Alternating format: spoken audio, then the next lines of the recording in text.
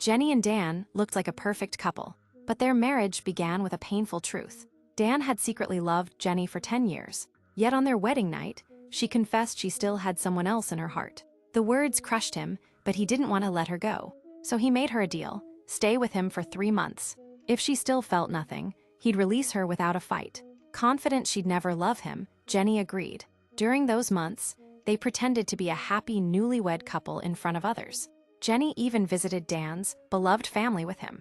But when they were alone, Dan turned cold. In public he was warm, but privately he barely spoke to her. His distance confused Jenny, and against her will, she began noticing him more. Slowly, she stepped into the role of a wife. She learned small home skills, cared about his long work days, and even peeled an apple for him one night. Dan didn't look up from his newspaper. Still guarding his heart, wanting to fix things, Jenny invited him on a walk. He agreed, but when she tried to hold his arm, he gently refused.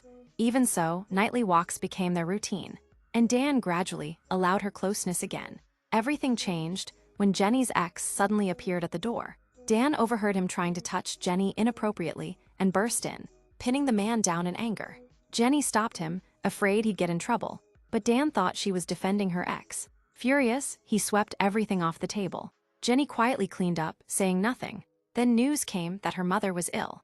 Jenny broke down and ran into Dan's arms, and he held her as she cried. That night, they went out together, and Jenny's smile made Dan believe she might truly be falling for him. But when they returned home, he saw flowers and a love letter from her ex still sitting on the table, untouched. And in an instant, the hope he'd built all night shattered. Title: love isn't always on time.